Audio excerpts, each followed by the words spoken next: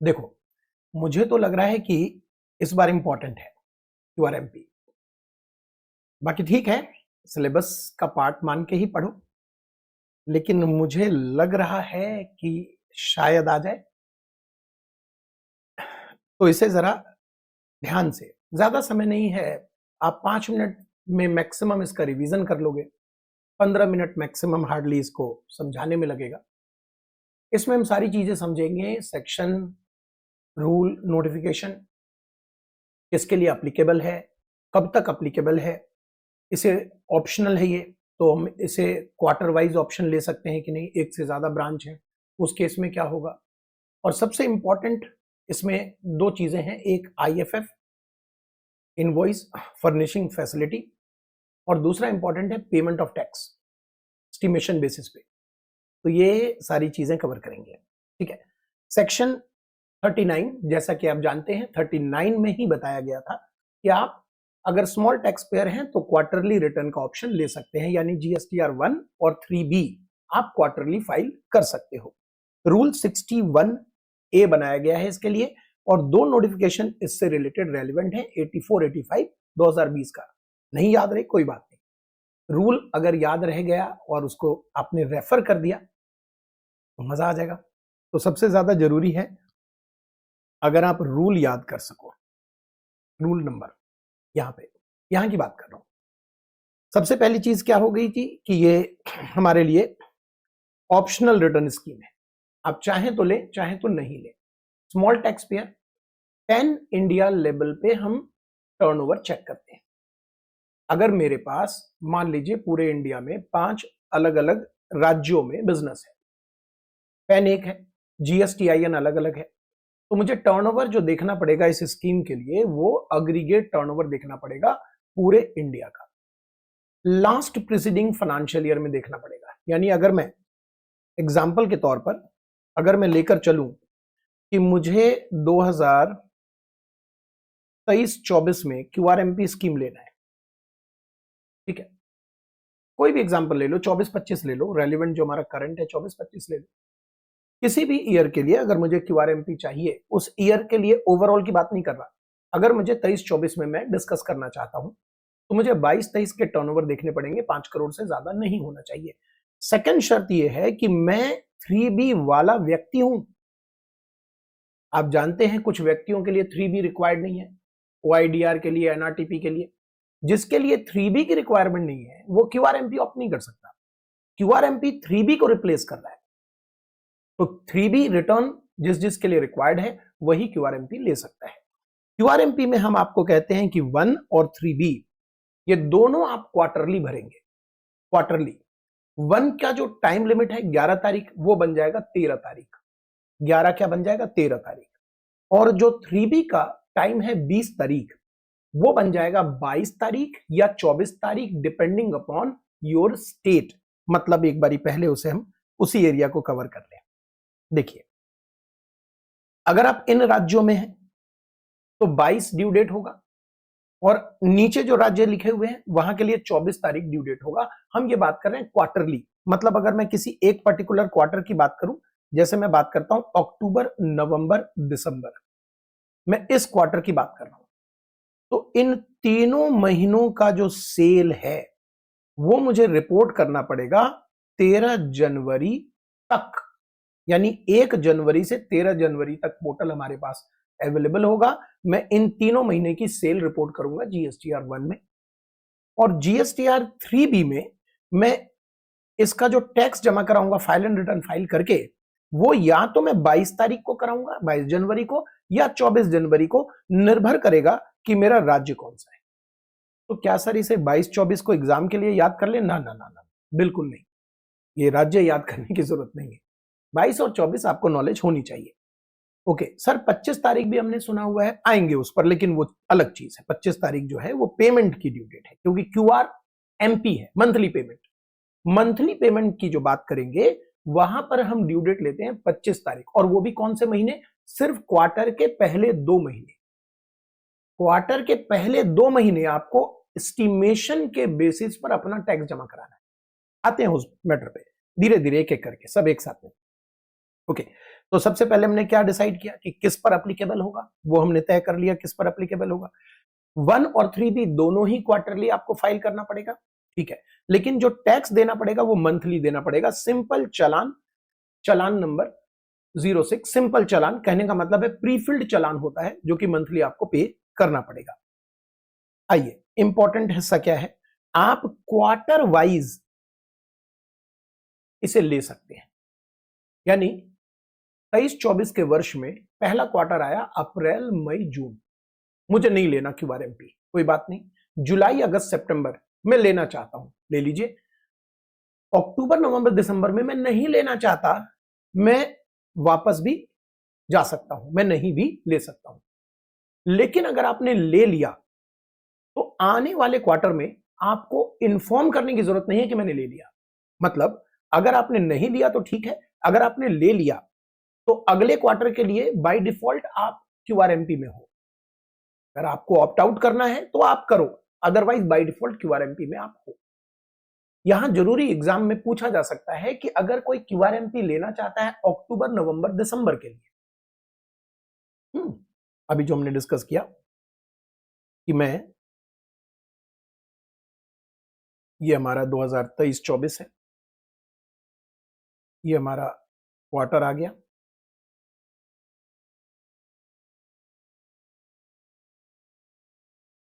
ये आ गया हमारा अप्रैल मई जून जुलाई अगस्त सितंबर अक्टूबर नवंबर दिसंबर जनवरी फरवरी मार्च। मैं इस क्वार्टर के लिए लेना चाहता हूं। सबसे पहले तो मैं अपनी एलिजिबिलिटी चेक कर लूंगा कि लास्ट ईयर मेरा जो टर्नओवर है, लास्ट ईयर टर्नओवर मेरा अप टू 5 CR होना चाहिए, ठीक है। यहां मैं मंथली में जा रहा हूं, यहां मैं मंथली में जा रहा हूं। अब यहां मुझे क्वार्टरली लेना है, मुझे क्यूआरएमपी लेना है, तो मैं गवर्नमेंट को ऑब्वियसली कॉमन पोर्टल पे इंफॉर्म करूंगा, इलेक्ट्रॉनिकली इंफॉर्म करूंगा, कॉमन पोर्टल पे इंफॉर्म करूंगा। इंफॉर्म कब करूंगा ये एग्जामिनर पूछ सकता है आपसे। तो इसमें क्या नियम है कि जो आपका पिछला क्वार्टर है, जो आपका पिछला क्वार्टर है उसका दूसरा महीना के पहले दिन से आप बोल सकते हो, दूसरे महीने के पहले दिन से आप बोल सकते हो। कब तक बोल सकते हो आप? करंट क्वार्टर के पहले महीने के आखिरी दिन तक। इसका मतलब आपको अगर गवर्नमेंट को इन्फॉर्म करना है तो 1 अगस्त से लेकर 31 अक्टूबर तक आप गवर्नमेंट को इन्फॉर्म कर सकते हो क्यूआरएमपी के लिए। यह आप इंटीमेट करने का टाइम पीरियड है। लास्ट क्वार्टर ये हो गया, सेकेंड मंथ पहली तारीख 1 अगस्त से, करंट क्वार्टर पहले महीने आखिरी तारीख, यहां तक आप इंफॉर्म कर सकते हो कि मैं क्यूआरएमपी ले सकता हूं, लेना चाहूं तो ले सकता हूं, ठीक है। यहां पर मैंने आपको एक एग्जांपल भी कोट कर दिया है, ओके। ये आया नेक्स्ट इंपॉर्टेंट पार्ट। अगर मैं, ये बड़ा यूनिक पार्ट है क्योंकि जीएसटी में तो भाई साहब हर जगह एक ही नियम है, एक गया तो सब गया, एक ने लिया तो सबको लेना पड़ेगा। रजिस्ट्रेशन, कंपोजिशन लेवी, ये यूनिक पार्ट है जहां स्टेट वाइज आप अलग अलग डिसाइड कर सकते हो कि मैं क्यूआरएमपी लेना है कि नहीं लेना है। जैसे मैंने आपको शुरुआत में एग्जांपल दिया कि मेरे 5 अलग अलग राज्यों में बिजनेस है और last year turnover aggregate 4 crore है मान लेते हैं। तो अब किस राज्य में मुझे क्यूआरएमपी लेना है, वो उस राज्य के बिजनेस को डिसाइड करना है कि क्यूआरएमपी उनको लेना है कि नहीं लेना है। नॉर्मल भी ले सकते हैं, क्यूआरएमपी भी ले सकते हैं। ये हुआ इंपॉर्टेंट पार्ट। अगला हिस्सा, आपको हर क्वार्टर बार बार इंफॉर्म नहीं करना। एक बार आपने बोल दिया तो क्यूआरएमपी आपका आगे भी बाय डिफॉल्ट रहेगा जब तक कि आप ऑप्ट आउट ना कर लो या आप डिस्क्वालीफाई ना हो जाओ। डिस्क्वालीफाई जैसे 5 करोड़ के ऊपर टर्नओवर चला जाने पर आप डिस्क्वालीफाई हो जाओगे। लास्ट ईयर वाला तो ठीक है, करंट ईयर में भी अगर 5 करोड़ का टर्नओवर ऊपर हो गया तो डिस्क्वालीफाई हो जाओगे। तो क्या क्या इंपॉर्टेंट याद रखना है कि आपको इन्फॉर्म कब करना है, ये ध्यान रखिएगा। 3B जिसको रिक्वायर्ड है वही क्यूआरएमपी ले सकता है, ये पॉइंट भी इंपॉर्टेंट है। ब्रांच वाइज क्यूआरएमपी लिया जा सकता है, जीएसटीएन वाइज क्यूआरएमपी लिया जा सकता है, ये भी इंपॉर्टेंट है। क्वार्टर वाइज क्यूआरएमपी लिया जा सकता है, एक क्वार्टर का लिया दूसरे का नहीं लिया, ये भी इंपॉर्टेंट है। इसीलिए लग रहा है इस बार इंपॉर्टेंट है, बाकी कोई बात नहीं, नॉलेज वाइज तो है ही जरूरी, मुझे लग रहा है, क्योंकि इसमें 2-3 जगह थोड़ा सा ट्रिक है, उसको ध्यान नहीं दिया तो एग्जामिनर आपको फंसा सकता है। देखो एग्जामिनर का काम क्या है, एग्जामिनर का काम है कि वो जगह ढूंढते हैं जहां पर बच्चे एवरेज स्टूडेंट नहीं आंसर कर पाए, है ना। भाई सभी आंसर कर ही देंगे तो बात नहीं बनेगी, इसलिए आपको डिफीट करना है अगर एग्जामिनर के उद्देश्य को, तो ढूंढना पड़ेगा वो सारा एरिया जहां पर आप फंस सकते हो। आओ, तो एक क्वार्टर में इन्फॉर्म कर दिया तो आगे भी बाय डिफॉल्ट रहेगा। अगला पॉइंट देखते हैं, जिस भी क्वार्टर में अग्रीगेट टर्नओवर 5 करोड़ के ऊपर चला गया, मान लीजिए मेरे 5 में से एक राज्य ने क्यूआरएमपी लिया है और मेरा टर्नओवर अग्रीगेट 5 करोड़ के ऊपर चला गया, करंट ईयर की बात कर, तो जिसने क्यूआरएमपी स्कीम लिया है उसको वो क्वार्टर आखिरी क्वार्टर मानना पड़ेगा। ध्यान रखिएगा, जिस क्वार्टर में 5 करोड़ के ऊपर चला गया। अब यहां भी ट्रिक है, मान लेते हैं कि मैंने शुरू से ही क्यूआरएमपी ले लिया है, पहला क्वार्टर भी क्यूआरएमपी था, दूसरा क्वार्टर भी क्यूआरएमपी था, तीसरा क्वार्टर भी क्यूआरएमपी था। तीसरा क्वार्टर शुरू कब से होता है? अक्टूबर, नवंबर, दिसंबर। अक्टूबर से 20 अक्टूबर को ही भाई साहब मेरा टर्नओवर 5 करोड़ के ऊपर चला गया, क्यूआरएमपी स्कीम में मैं हूं। अब मान लीजिए यहीं पर अगर मेरा टर्नओवर 5 करोड़ के ऊपर चला गया तो क्या मैं अगले महीने से मंथली में आ जाऊंगा? ना, ये क्वार्टर मुझे पूरा मिलेगा, यहां से मैं मंथली में आऊंगा। सर लेकिन अगर यही एग्जांपल लीजिए तो बड़ा अजीब नहीं हो जाएगा? बिल्कुल अजीब हो जाएगा, लेकिन फिर भी रेलिवेंट है। अजीब हो जाएगा बट रेलिवेंट है। लास्ट ईयर टर्नओवर 5 करोड़ के अंदर है, ठीक है जी, यहां मैंने मंथली ऑप्ट किया, यहां भी मैंने मंथली ऑप्ट किया। अब मुझे इस क्वार्टर में क्यूआरएमपी चाहिए, भाई मेरी मर्जी, मेरी मर्जी। हाँ, तो क्यूआरएमपी चाहिए तो मैं कब तक इंफॉर्म करूंगा? 1 अगस्त से 31 अक्टूबर तक। मैंने मान लीजिए कि सितंबर में ही इंफॉर्म कर दिया कि क्यूआरएमपी मुझे लेना है, मैं क्यूआरएमपी में आ गया और अक्टूबर के 20 तारीख को टर्नओवर 5 करोड़ के ऊपर चला गया, बट मैं ऑप्ट कर चुका हूं क्यूआरएमपी, तो कोई टेंशन की बात नहीं है। इस क्वार्टर में आप क्यूआरएमपी लोगे। मैं तो इससे भी वर्स्ट सिचुएशन एग्जांपल लेता हूं, मैं कहता हूं मैंने 20 तारीख तक इंफॉर्म ही नहीं किया था, फिर भाई साहब मेरे पास ऑप्शन है इन्फॉर्म करने का, करेक्ट। मैं लास्ट ईयर 5 करोड़ के ऊपर नहीं गया हूं, करेक्ट। मैं क्यूआरएमपी में एलिजिबल हूं, करेक्ट।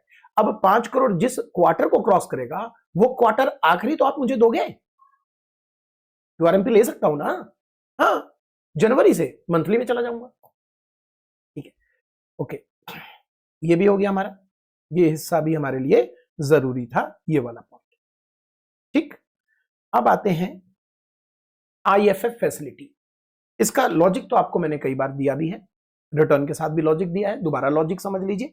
भाई ऑब्वियसली मैं अगर क्यूआरएमपी में आता हूं तो मेरा जो भी बायर है अगर वो रजिस्टर्ड पर्सन है तो वो आईटीसी कैसे लेगा?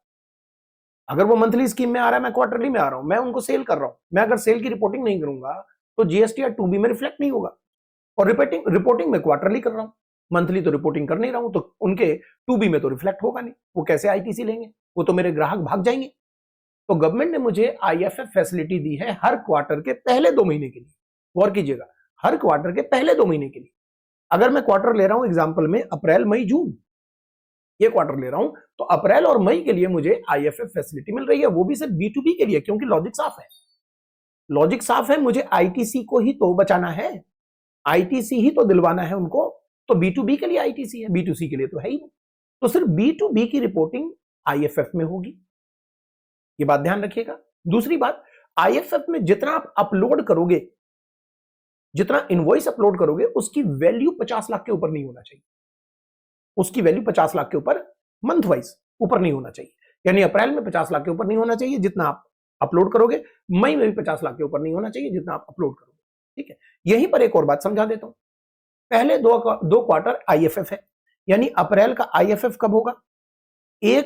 1 मई से 13 मई तक ये खुल जाएगा पोर्टल, आप इनवॉइस अपलोड कर सकते हो, B2B वाला।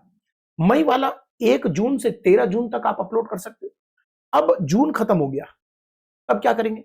अप्रैल मई जून तीनों महीने का अब मुझे रिटर्न फाइल करना है, स्टेटमेंट फाइल करना है, सेल स्टेटमेंट फाइल करना है जीएसटीआर 1 में। तो जीएसटीआर 1 में मैं उस सेल की रिपोर्टिंग करूंगा जो आईएफएफ में रिपोर्ट नहीं किया हुआ है। जो आईएफएफ में रिपोर्ट किया हुआ वो जीएसटीआर 1 में ऑटोमेटिक रिफ्लेक्ट होगा, उसको दोबारा थोड़ा ना भरना है। तो जो मैंने नहीं किया है B2C तो बिल्कुल भी नहीं किया, और B2B में भी जरूरी नहीं है मैं सारे आईएफएफ यूज करूं। भाई जिसको आईटीसी नहीं चाहिए या जो खुद भी क्यूआरएमपी में है उसको क्या टेंशन है। इन दैट केस मुझे जिसकी जरूरत है मैं सिर्फ वही B2B अपलोड करूंगा, सारे अपलोड करने की जरूरत भी नहीं है। तो अब मैं जीएसटीआर 1 फाइल कर रहा हूं प्रॉपरली, 1 जुलाई से 13 जुलाई के बीच में जीएसटीआर 1 फाइल करूंगा। यहां पर मैं 1 पर रोक दिया आपको, फिर भी अगले चार्ट में। ठीक, अब आते हैं पेमेंट। अब पेमेंट जो है वो आपको पहले 2 महीने अंदाजे पे करना है हर क्वार्टर के। अगर मैं अक्टूबर नवंबर दिसंबर की बात करूं तो अक्टूबर और नवंबर इनका जो सेल है इस पर जो जीएसटी का पेमेंट है मुझे अंदाजे पे करना है। लेकिन तीसरे महीने को समाप्त करते ही तीनों महीने का एक्यूरेट टैक्स मुझे जीएसटीआर 3B के साथ फाइल पेमेंट करना पड़ेगा और जीएसटीआर 3B फाइल करना पड़ेगा। तो पहले 2 महीने की कहानी है। पहले 2 महीने किस आधार पर हम करेंगे, जरा इसकी बात कर लेते हैं। कोई भी महीना ले लेते हैं, जैसे मेरा जो एग्जाम्पल था उसी को दोबारा ले लेते हैं। मान लेते हैं अप्रैल मई जून मंथली में चल रहा था, जुलाई अगस्त सितंबर भी मंथली में गया, अक्टूबर नवंबर दिसंबर मुझे क्यूआरएमपी चाहिए। अब अक्टूबर की सेल पर जो मुझे टैक्स देना है वो देना है मुझे 25 नवंबर को। नवंबर की सेल पर जो मुझे टैक्स देना है वो देना है मुझे 25 दिसंबर को। और फिर दिसंबर समाप्त होने के बाद अक्टूबर नवंबर दिसंबर तीनों महीने के एक्चुअल सेल आईटीसी क्लेम करने के बाद एक्चुअल नेट टैक्स लायबिलिटी जो मुझे पे करना है वो 22 जनवरी या 24 जनवरी जीएसटीआर 3B के साथ फाइल करना है। डन है। फिर से आते हैं, अक्टूबर की सेल पर मुझे जो टैक्स देना है वो देना है 25 नवंबर को। लेकिन 25 नवंबर को मैं टैक्स दूंगा कैसे? सिर्फ सेल पर क्यों टैक्स दूंगा? आईटीसी भी तो लेना है, लेकिन आईटीसी कैसे लूंगा? मैंने जीएसटीआर 1 भी नहीं भरा है, तो 2B कैसे चलेगा? तो गवर्नमेंट कहती है आप एस्टिमेशन बेसिस पर करेंगे। और वो अंदाजा क्या है? अगर लास्ट क्वार्टर, आपका कौन सा क्वार्टर चल रहा है? मैं कहा तीसरा क्वार्टर चल रहा है जी। लास्ट क्वार्टर आप मंथली स्कीम में थे या क्वार्टरली में थे? मैं कहा दिख तो रहा है मंथली में था।